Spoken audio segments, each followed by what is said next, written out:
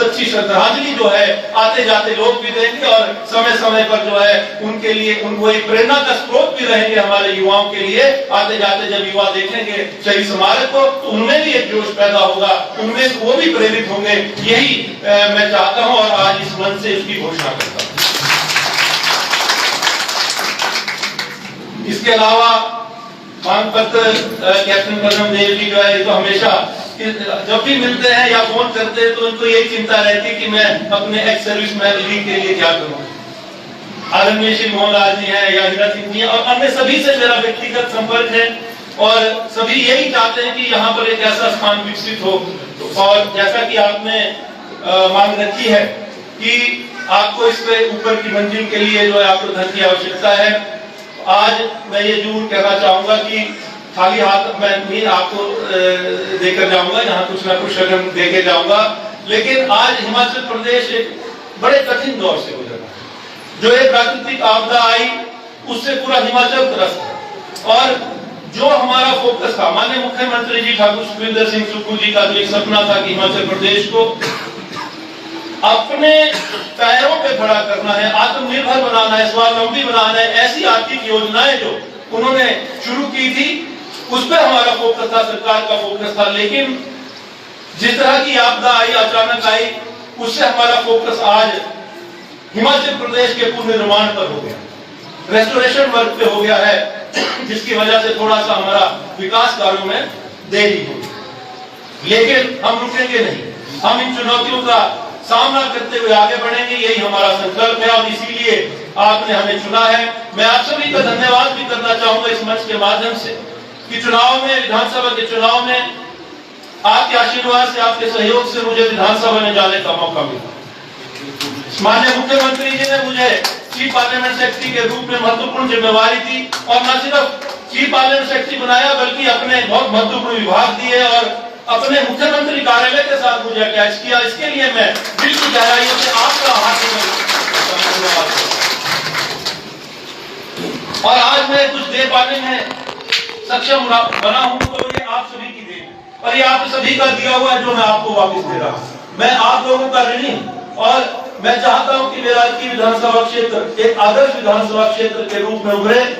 अभी जिक्र किया कैप्टन करम देव जी ने कि हॉस्पिटल में डॉक्टर की नियुक्तियां हुई, बहुत पहले ही हो जानी चाहिए क्योंकि सिविल हॉस्पिटल बना है।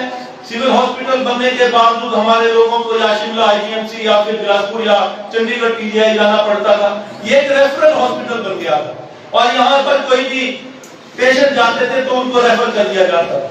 मेरे मन में ये टीस रहती थी और मेरे मन में ये विचार आया कि जब भी कभी मुझे मौका मिलेगा सबसे पहला कार्य मैं करूंगा शिक्षा के प्रति और दूसरा करूंगा स्वास्थ्य सुविधाओं के प्रति। और पहले शिक्षा के प्रति जो मैं आपसे साझा करना चाहता हूं, ये डिग्री कॉलेज, हमारे 4 डिग्री कॉलेज और किसी भी डिग्री कॉलेज में हमारी एमए क्लासेज नहीं। मैंने माननीय मुख्यमंत्री जी से विधायक बनने के बाद सबसे पहले यही मांग रखी कि मैं चाहता हूं कि डिग्री कॉलेज अर्की में हमारी एमए हिस्ट्री और एमए इंग्लिश की क्लासेस शुरू और उन्होंने तुरंत प्रभाव से उस बात को माना और मैं ये इस मंच से साझा करते हुए खुशी महसूस कर रहा हूं कि अर्की डिग्री कॉलेज के लिए उन्होंने एमए हिस्ट्री और एमए इंग्लिश की क्लासेस इंक्रीज कर दी है और आने वाले समय में यहाँ पर शुरू होने जा रहे हैं। इसके अलावा दूसरा था स्वास्थ्य सुविधाओं। मैंने माननीय मुख्यमंत्री जी से कहा कि मैं चाहता हूं कि मेरे लोगों को स्वास्थ्य सुविधा धनबाद पर मिले। अर्की का सिविल हॉस्पिटल जो है वहां पर स्पेशलिस्ट डॉक्टर्स की कमी है और स्पेशलिस्ट डॉक्टर्स का होना जरूरी है। तो उन्होंने 1 नहीं 2 नहीं 7 स्पेशलिस्ट डॉक्टर्स की नियुक्ति करने का आदेश दिया, जिसमें से 3 या 4 ने तो ज्वाइन कर लिया है और बाकी जो है अभी बहुत जल्दी ही जो है वो ज्वाइन करने वाले हैं। अब रही इक्विपमेंट्स की बात जो आपने कही, तो इक्विपमेंट्स में मैंने यहाँ पर आपको मैं बताना चाहूंगा, मैंने 54 लाख रुपए यहाँ पर हेल्थ डिपार्टमेंट को दिए हैं और जिससे कि एक लेटेस्ट अल्ट्रासाउंड की मशीन आपको हफ्ते 10 दिन के अंदर जो है अर्की हॉस्पिटल में लगने जा रही है। आने वाले समय में मेरा ये प्रयास रहेगा कि जो भी कमियां यहाँ पर हैं मैं उन कमियों को चरणबद्ध तरीके से पूरा करूं और ये ताकत आप लोगों ने दी है, ये लोकतंत्र की ताकत है, ये आप सभी की दी हुई ताकत है जिसका मुझे सदुपयोग करना है। और मैं जब चुनाव लड़ रहा था तो मैं हमेशा ये कहता हूं कि जब मैं चुनाव लड़ रहा था तो मैं कांग्रेस पार्टी का विधायक, कांग्रेस पार्टी का जो मैं प्रत्याशी था, कांग्रेस पार्टी का मैं उम्मीदवार था। लेकिन आज मैं विधायक बना हूं तो मैं सभी का विधायक, उन सभी का विधायक हूं जो किसी कारणवश मेरे समर्थन में नहीं, और बिना भेदभाव के अर्की विधानसभा क्षेत्र का सर्वांगीण विकास करवाना ही मेरा सपना है। आज मैंने 2-3 योजनाएं जो मैं साझा करना चाहता हूं आपसे, आप बताना चाहता हूं कि मेरा क्या विजन है और मैंने अभी तक इन 8-9 महीनों में मैंने क्या किया है आपके लिए। मेरी जवाबदेही आप लोगों के प्रति आपने मुझे चुना है, तो ये मंच है, इस माध्यम से माफी चाहूंगा, थोड़ा समय 5 मिनट एक्स्ट्रा ले लूंगा, लेकिन ये जानना आप लोगों का हक है, आप लोगों का अधिकार है कि आपने जो प्रतिनिधि चुना है उसने अभी तक क्या किया। ये 2-3 बातें तो मैंने की जो मैंने आपके समक्ष रखी, लेकिन एक बहुत बड़ी योजना जो मैंने आप लोगों के लिए लाई है और लाने जा रहा हूं।